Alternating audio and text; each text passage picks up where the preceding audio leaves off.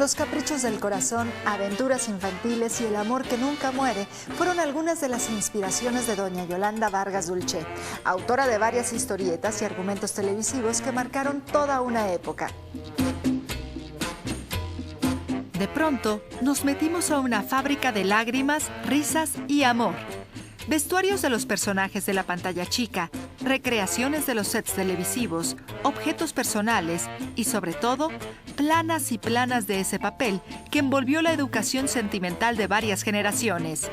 Son algunos de los elementos que integran la exposición Yolanda Vargas Dulce, contadora de historias.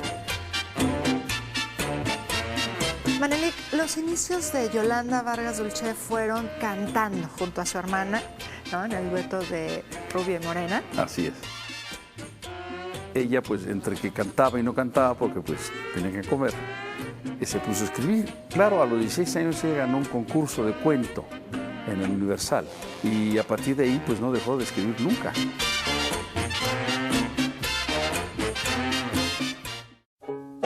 Y llegó a una empresa y allí empezó en la revista Pepín. Ajá. Pepín era una revista que salía casi todos los días con pequeños pedacitos de historieta. Y entonces mi mamá empezó con el Memín Pinguín ahí, con 4 paginitas. Y de repente pues empezaron a comprar mucho más la revista Pepín por el Memín. Por el Memín. Nació a partir de que mi madre va a Cuba. Cae enamorada de la raza negra en general, pero particularmente de los niños, que eran encantadores. Cuando regresó, era novio de mi padre, que le decían Memín Pinguín, porque es Guillermo. Muy pingo cuando era chiquito, entonces tenía ese apodo. Entonces le habló y le dijo, oye, ¿me prestas tu apodo? Sí, te lo presto. Y pues creó al Memín negrito tan curioso. Y Memín se publicó pues en Sudamérica, en Brasil, en Indonesia, en Filipinas, en Hong Kong. Inclusive en Filipinas fue lectura obligatoria en la escuela primaria de toda Filipinas. El suelo de esta sala del Museo de Arte Popular está tapizado con ilustraciones de los cómics más vendidos de México. Los argumentos de esta contadora de historias, nacida en la Ciudad de México en 1919, determinaron de muchas formas el imaginario popular de los años 50. Debido al gran tiraje de sus historietas, el talento de Vargas Dulce inyectaba un buen capital a las empresas de celulosa. Vivíamos dentro de la fantasía de ella.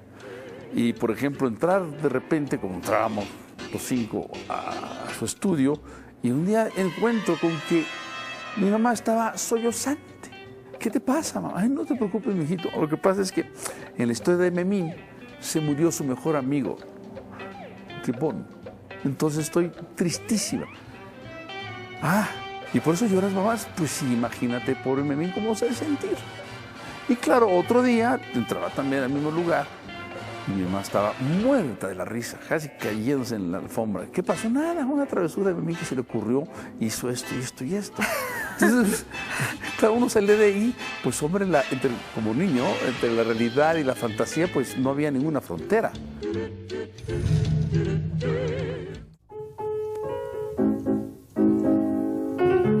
Los caprichos del corazón, aventuras infantiles y el amor que nunca muere fueron algunas de las inspiraciones de doña Yolanda Vargas Dulce, autora de varias historietas y argumentos de radio y televisión que marcaron toda una época.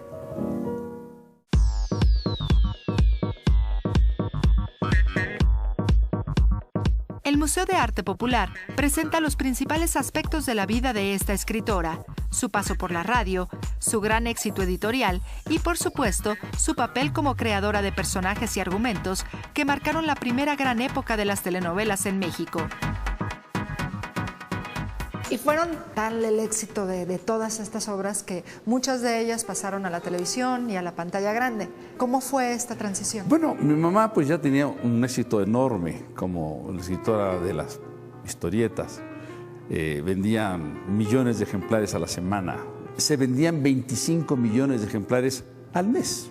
Se acercó a una televisora y dijo, pues yo quiero escribir.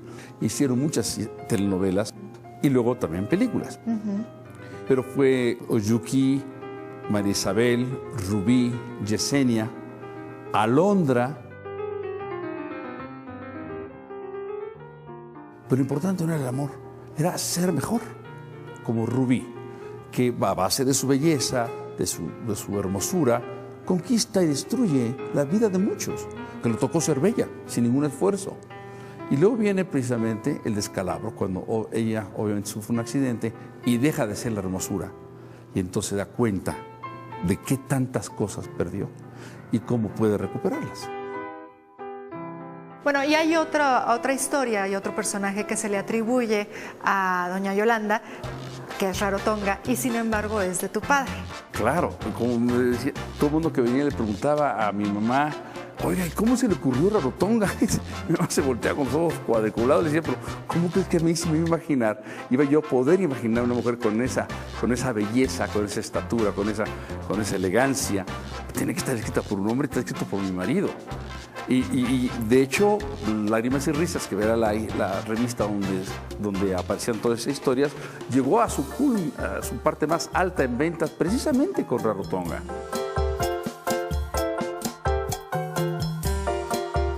La exposición Yolanda Vargas Dulce, contadora de historias, permanecerá en el Museo de Arte Popular hasta el 31 de marzo.